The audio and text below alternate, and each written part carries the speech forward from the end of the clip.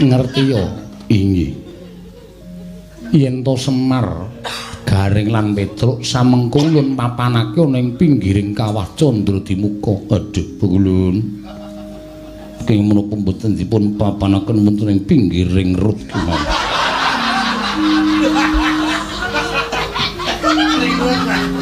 Sabab Semar Garing lan Petruk bakal ulun cemplungake ning kawah Candradimuka. Arjuna pamekon sing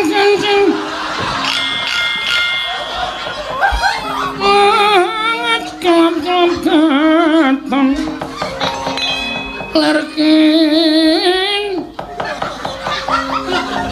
bener ora iki cincingane gol bumi koncang kancing langit kelap-kelap katon lerkin cangeng risang mawe gandung ajep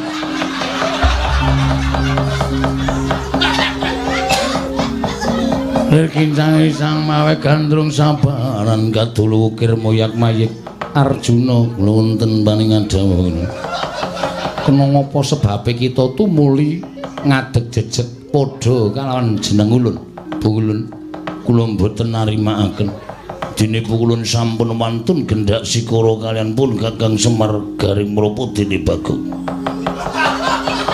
kula mboten narimakaken sabab Semar Garing Petruk menika ponokawan kula mboten narimakaken Pulun mulai Pulun badhe mejahi dhateng Kakang Semar Garing Petruk kula suwun sampun ngantos sedaya dipun pejahi mangke menika pejahi sedaya peteng sanget Pulun kula suwun kanthi sanget paduka Pulun menapa menika mangsulaken ponokawan mulai boten mangsulaken paripaksa kula wantun kaliyan paduka Pulun sesembahan kula Pulun Sang Hyang Jagadgiri Pratingkah kula ingkang boten narimakaken menawi saged kahayangan badhe kula obra-abri kula.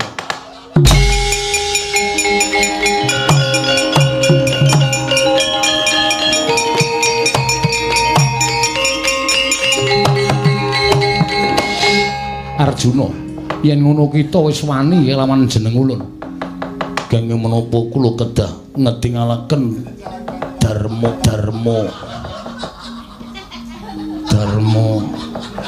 kenging menapa kula kedah ngetingalaken Darma Wisata dan Babadipun. Kenging menapa kula kedah ngajeni kaliyan paduka Pulun menawi pakulun sampun boten saged dipun ajeni. Kula ingkang boten narimakaken yen ngono kita bakal ulun tibani guntur geni guntur angin. Lebur tumpur tanpa dadi monggo Pulun kula trimaringaken guntur cuci motor guntur geni guntur kula mboten ajir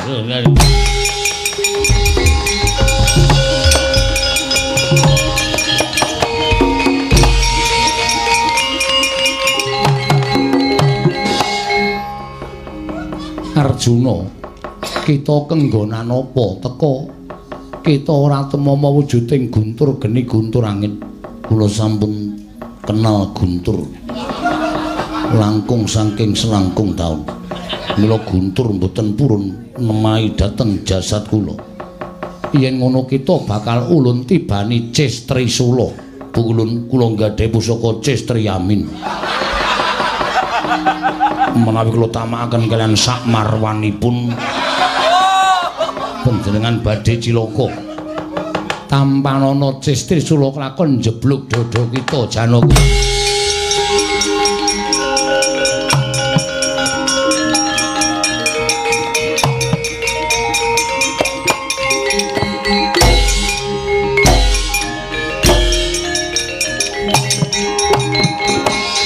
Wong mastu nama sidam skaring bawana langgeng. Janaka lha kok dadi kita digdaya kaya mengkono. Cestri Sura Ratemama Pukulun sampun mlajar kula ingkang badhe ngruwajengan dika Pukulun aduh ketiwasan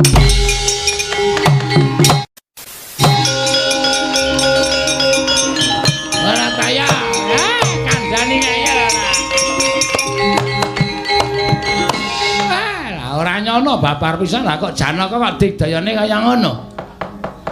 Lho iki teko nang kene nah. Kosek. Lho kosek iki kita omong apa? Aduh, cilaka iki. Aduh. Wah, keterucut iki. Wah, wis. Kosek. Ah, konangan kowe ta. Ah, ngomong kok njur kaya ngono iki. Kula ngaturaken bekti kula kunjuk kula ngaturaken bekti kula kunjuk. Sembah mambet kula kunjuk bekti serasa digawe-gawe ulun ngerti kita sapa ayo. Lah kok iso dadi kaya ngono? Nggih kula kepengin nyelametaken dhatengipun Bapak Semar. Ayo, Janaka kok nyebut Bapak Semar. Ah, wis konangan iki. Wis pun kula bloko sutane sampeyan nggih omong jitet cangkeme. Dewa karo dijitet cangkeme. Bapak kula teng pundi kula? Lah kok iki iso dadi Janaka piye? Wis okase mbantu. Wong apik niku bakale okase mbantu. Bapak kula teng pundi? Bapakmu didokok ning pinggiring Candra Dimuka. Alah, Pak, kok lekani ngaya temen.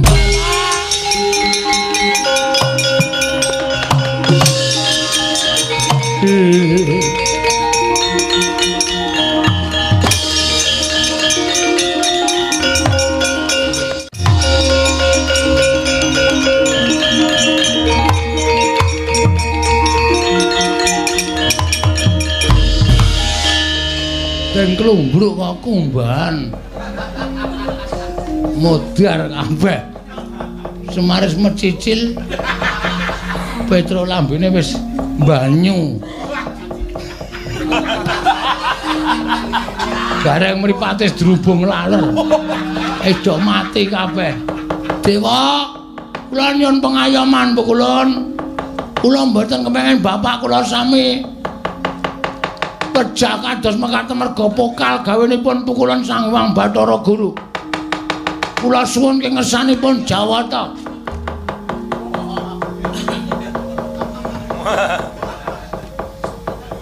Ingat ingsun Semedi.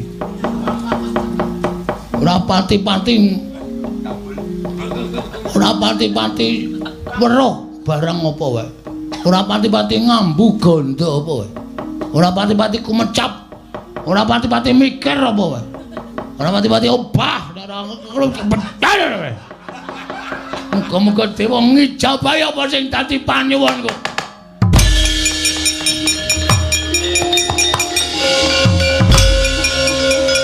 Wah, gara.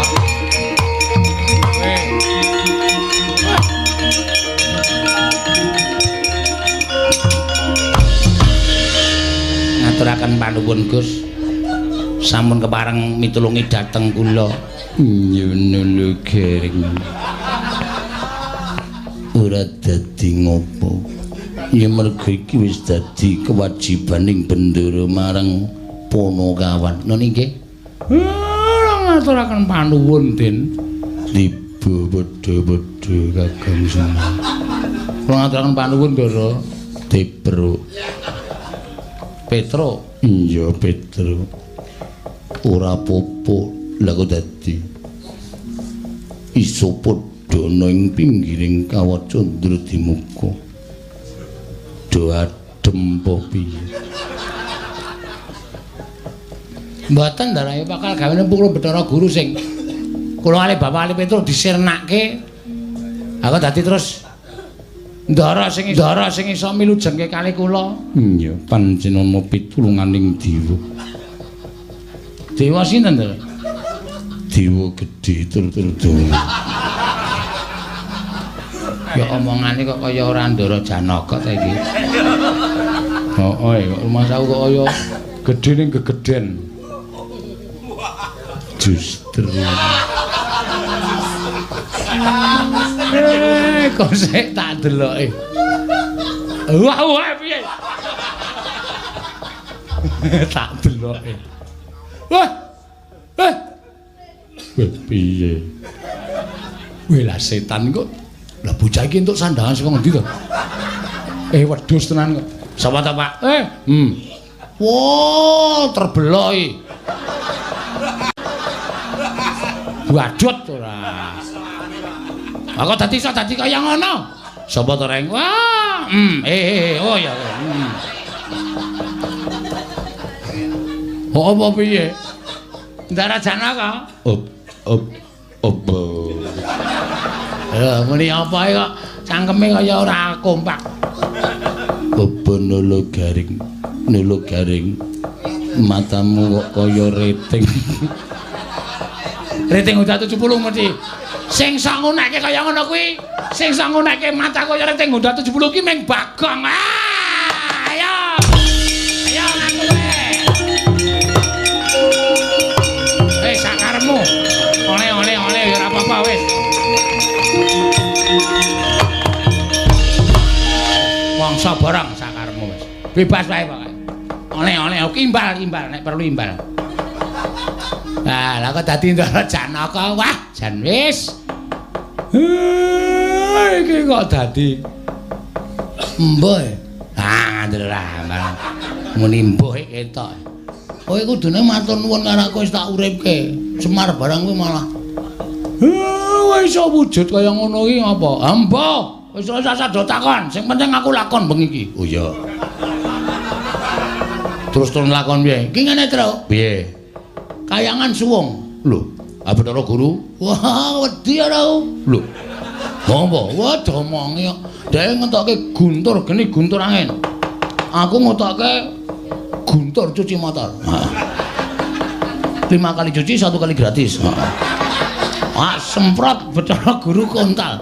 Apa? Saiki Sela Kandawaru Binangun suwung. Terus aku sing arep nggoni. Ya.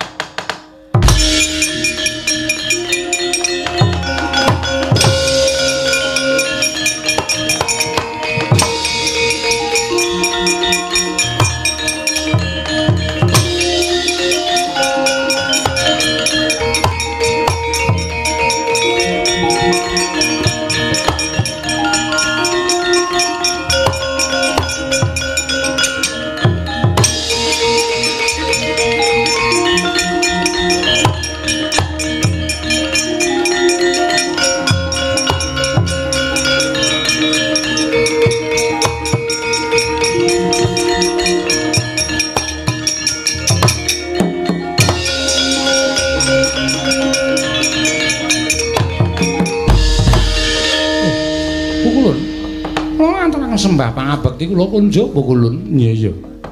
Kresna ulun tampa. Ulun ngaturaken sembah pangabekti kula kunjuk. Iya.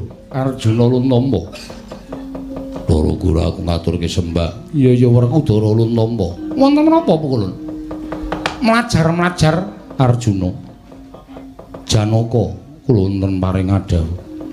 Kita aja banget nggone gawe wiranging Bathara Guru. Apa kira-kira isih kurang kanugrahaning kadiwatan ingkang kita tampa? Lah kok kita gawe wiranging Manikmaya. Arjuna, ingkang sekawit kita sowan ana ing Kayiwangan. Gawe wiranging Bathara Guru teka saiki wis mapan ana ing kene. Lho, Janaka ana perkara apa? Bukulun.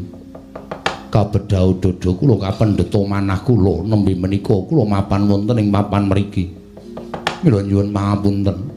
Kula sepisan kemawon dereng minggah wonten ing Kayiwangan. Lah banjur sapa wewujudan kita ing kemapan ana ing Kayiwangan Janaka?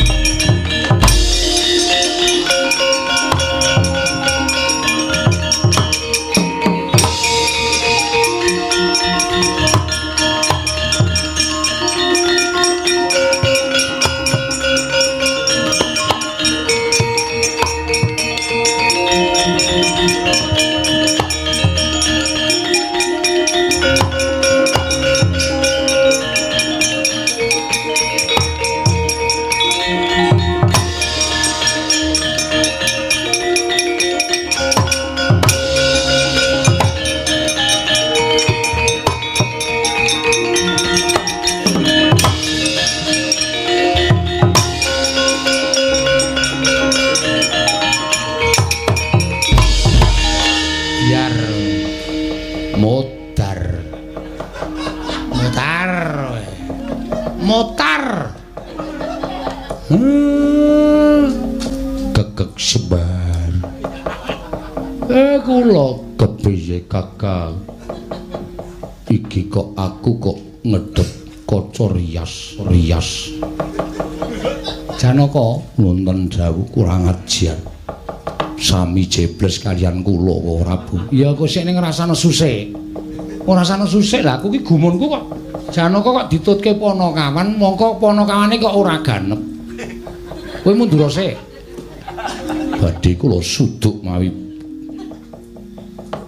curiga. Ayo ati suduk kok.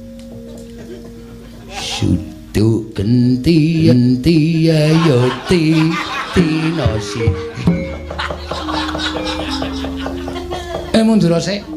Mundur sik. Nggih ngestaken dawuh. Tak rembuke aja kuwatir. Kadanging pun Kakang Dimas Arjuna. Apa Arjo? Sinuwun Ndarawati. Koko Prabu semban kula Prabu Jimat den kula. Koko Prabu ngaman kula. Koko Prabu Ndarawati. Koko Prabu. Ming muni Koko Prabu kok mengap ambane Prabu. Janaka Wonten dawuh.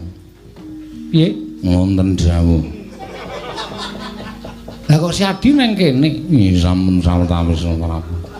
Piye? Sampun sawetawis Prabu. Si Adi ngopo nang kene? Dharma Wisata alias pegenik. Wis konangan ya iso. Omongane ngawur ngene. Arjuna, Janaka. Wonten dawuh. Kowe iki nek tak timbali nek aku seru-seru, mesti kowe ya seru wong kowe karo aku iki ra iso pisah. Arjuna, Wonten dawuh. Iya, konangan. Wah, modar ora. Wis candhak. Wis aja tok kapang-kapake, aja tok kapang-kapake wis. Sinten kok Prabu? Asu. Sabar ora kena nesu. Tak pecah sirahe.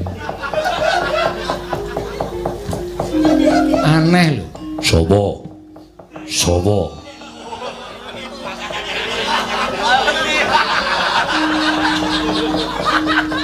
Kresna sapa? Kowe pengen ngerti? Wah, jam kae. Bantinge men modar. Wani madha rupa karo adiku.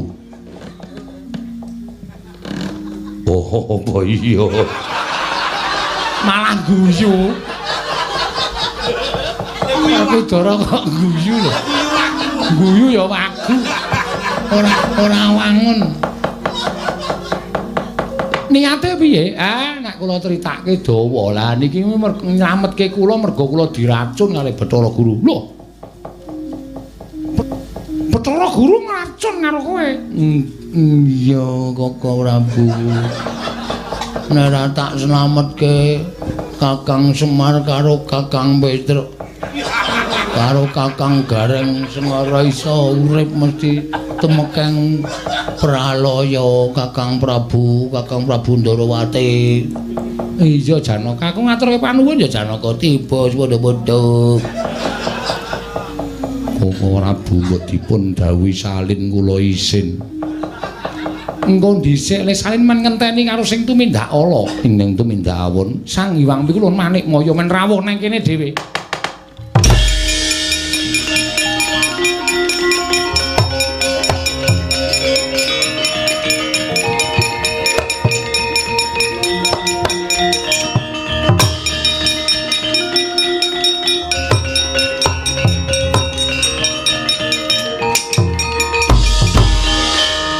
Arjuna kena ngapa ora sira pateni wong kang madha rupa.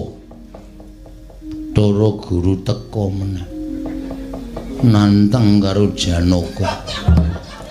Gong, Rasah wis ora. Aku isih ora trima. Lho karepe dhewe panas manung jajal.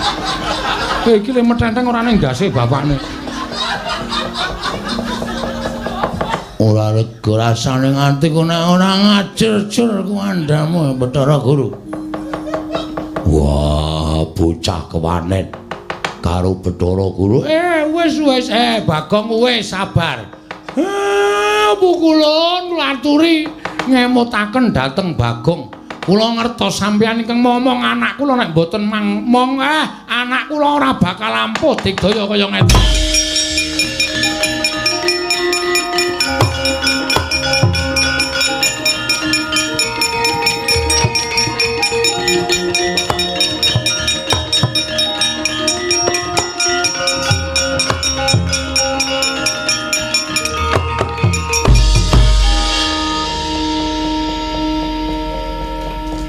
Manikmaya wonten dawuh.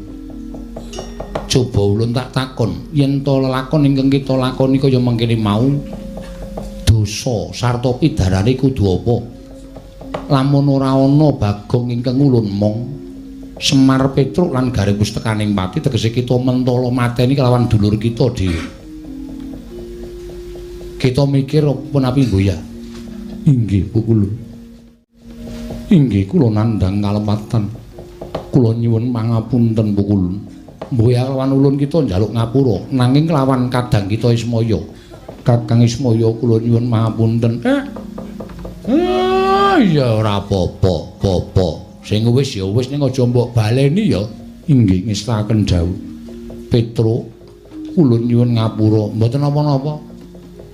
Nolo Garing ulun nyuwun ngapura, mboten napa-napa. Bulun santai mawon. Lan niku klina disegawe sangsara wong kok bulun.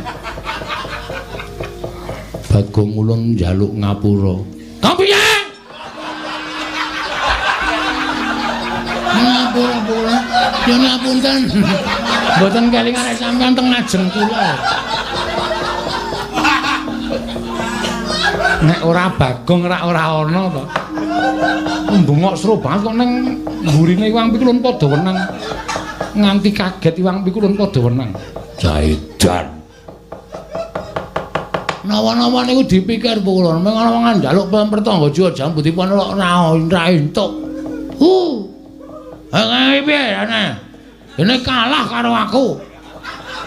Mergo ulun momong kita. Lho kudune sing tak momong ki cah cilik. Wus. Bagong, nun Pikulun. Ora wedi lan ulun. Takut Pikulun. Aja sembrono. Dados apane? Padake lagu.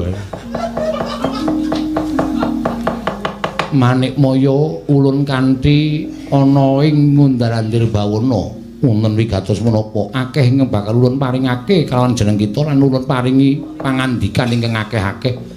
Mergo pendak-pendak kita isih katarungku hawa nafsu. Pelem pertangga jiwa jambutipun nirmala, Bagong men nggawa sakarepe, sak oke-oke lan sakarepe dhewe supaya dadi sarana mbangun desa. Bagong, aja dintekke. Apun kula gawake senso ajeng tak tegur. Kula mangke kula ngawat-awati dhateng Bagong, sampun atus-atus Kresna ulun pasrah. Inggih ngestaken dawuh.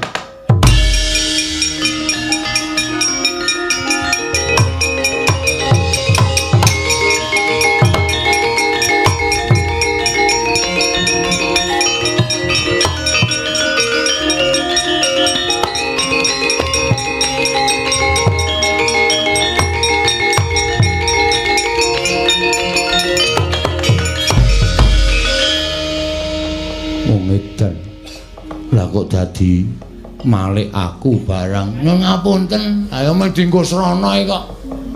Ya wis ora apa-apa sok meneh taren. Taren sing ora entuk. Mbok wis langsung bae. Arep mampir nang Madukara kok gojag-gajeg. Piye? Arep mampir nang Madukara kok gojag-gajeg. Ayo gleling sithik to ya. Mampir Madukara ketemu karo Gusti Warasembadra. Kanjeng Paran anu abah rene Kanjeng Paran iya Mbok pikirane sing apik wer karo Bendoro arep kurang ajar. Bagong ora kena kaya mengkono. Iya, Sinuwun Ndarawati. Lho. Kowe iki wis ora kenggonan Sang Hyang menang kok isih ora mbok. Ndeng lali. Nyuwun ngapunten Sinuwun. Nggih Sinuwun. Wah, mrene dak dasmu. Mrene namani.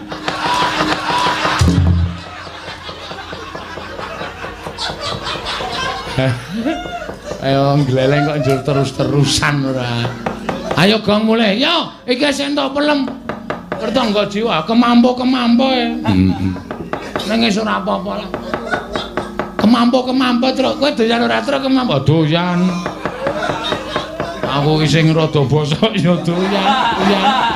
Kemampu ya doyan wis pokoke tak nut wae kok. Iki oke sing rada kemampu ya, Truk. Disengget yo. Ya iya. Rasa kuwatir. Aku diturai. Aku diturai pelem sing mlenyok ya ora apa-apa. Peloke tak nggone mut-mutan. Mut-mutan jengkule mlocot ora.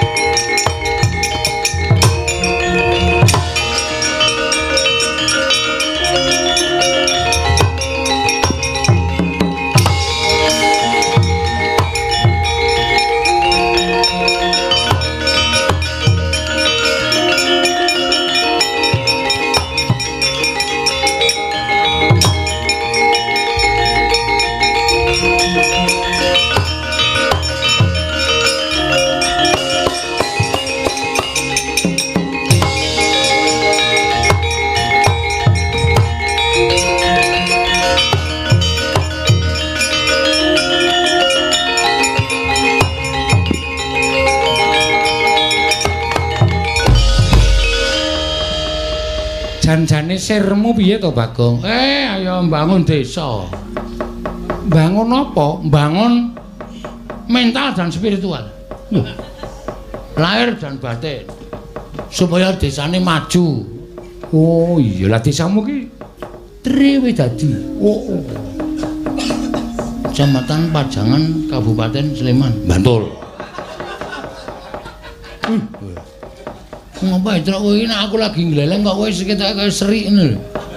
Kaya ora entuk nggon ngono lho. Ayo ora kowe saking gobloke kok goblok kok dadekke lakon. Salah sing njaluk.